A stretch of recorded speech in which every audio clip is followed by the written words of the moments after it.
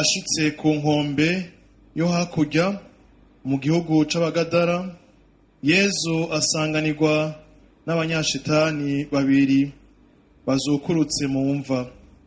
Bari bacitse inyamansa, nta muntu yubahuka kujana iyo nzira.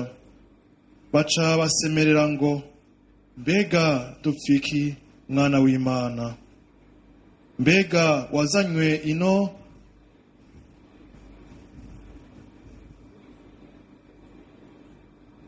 no kutudurumbanya hataragera? Hagasangwa hafi yaho hari ubusho butari buke bw'ingurube zaharisha. Nyamashetani aramusaba ngo, niwatwirukana uraturungika muri burya busho bw'ingurube. Nawe ati, gende. Avuye muri abo bantu yinjira muri nyangurube. Bwa busho bwose buvaho bwarisha, bwita mu kiyaga, buhonera mu mazi. Abungere nabo barahunga, bashitse mu gisagara barigana vyose na bimwe by'abanyashitani. Igisagara gihagurukira rimwe kuraba Yezu ngo bamubone, baca bamutakambira ngo abavire mu gisagara cabo. Dushemeze ijambo ry'Imana.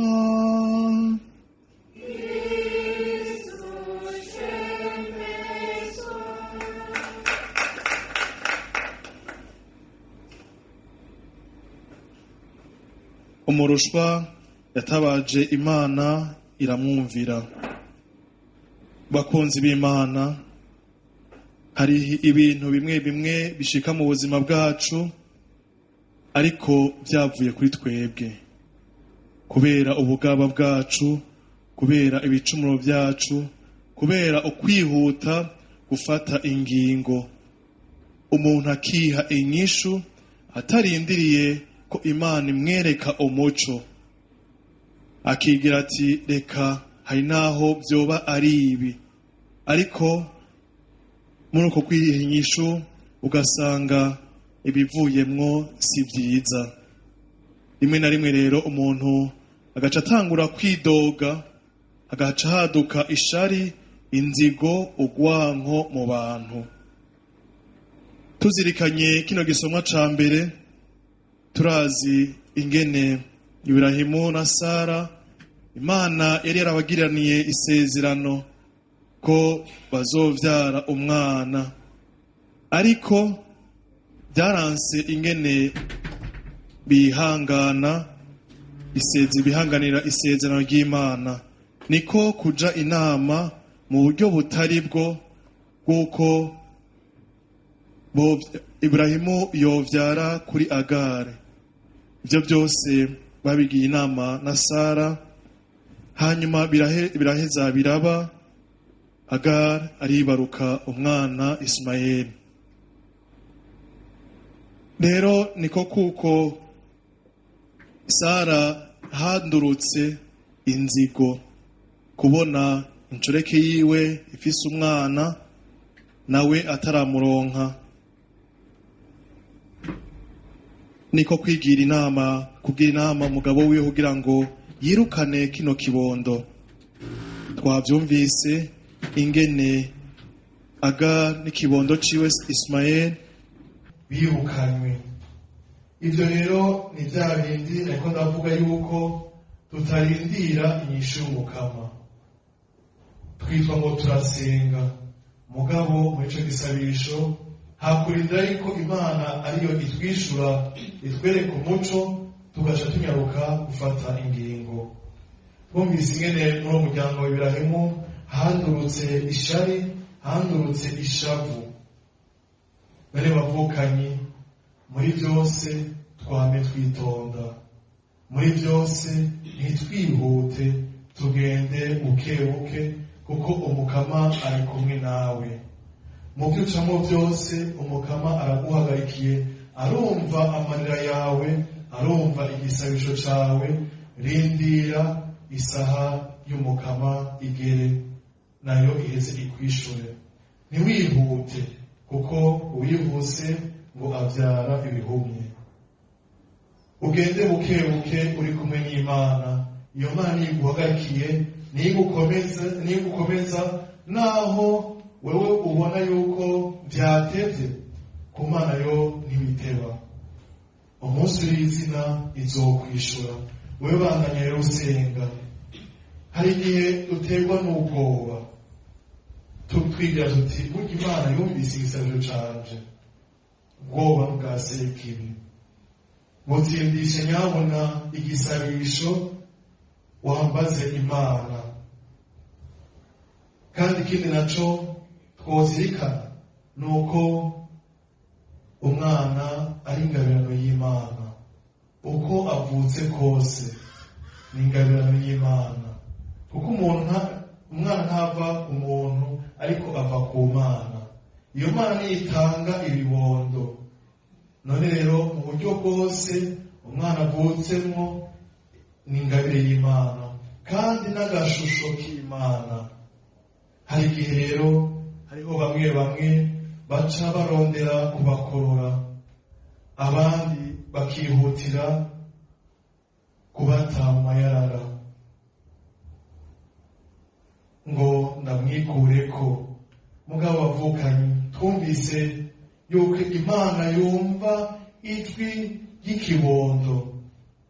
Twumvise ingene mu bisanzwe asa n'uwuhevye ikibondo kuko agira ati ntikimvireko.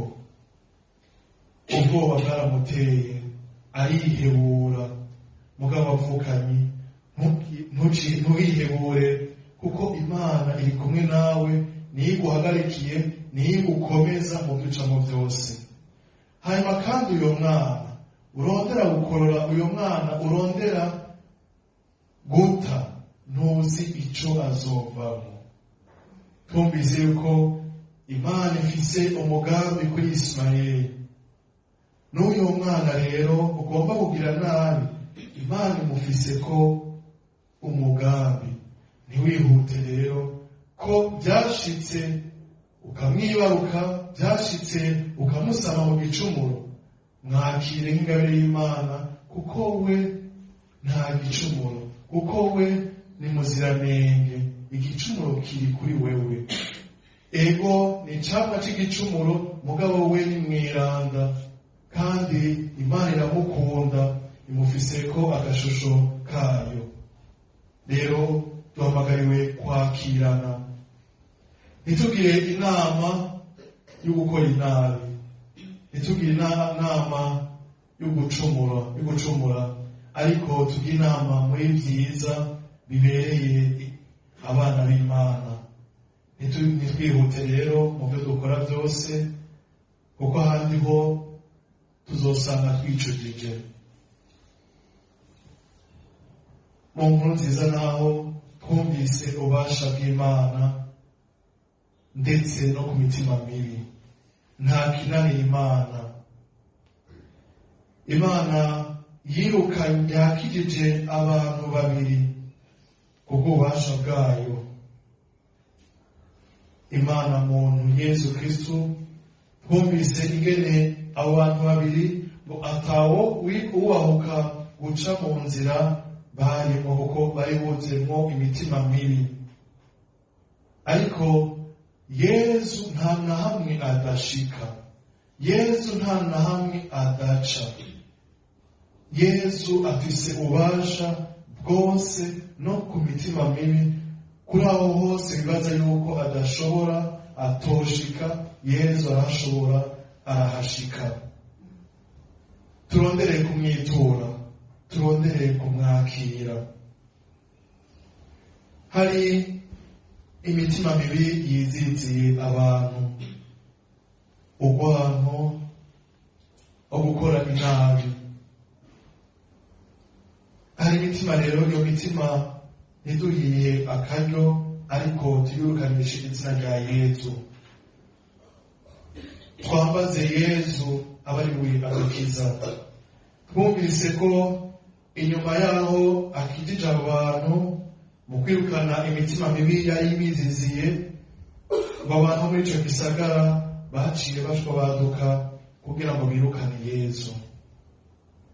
Hari igihe bavukanye na twebwe twirukana Yesu, twirukana ukuri muri twebwe, twirukana ubutungane, umuco muri twebwe, kugira ngo sekibi ibandanye yigaragaza. Hari kugira ngo ca kinyoma kibandanye kija imbere, bwa busuma bubandanye buja imbere. Hari igihe twirukana rero Yesu nk'uko twavyumvise, kuko aba bantu bagira bati uyu muntu yoguma ngaha ibitungwa vyacu yobimara, vyohera, vyohona. Hakubona Yesu babona ibintu vyabo.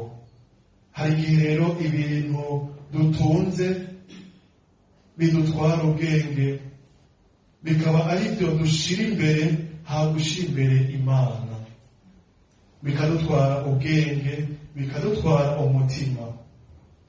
Turondere rero gushira imbere Yesu, we mushobora vyose, we atakimunanira. Twame twitura urukundo rw'Imana, twame twambaza ikigongwe c'Imana, kandi twame twizera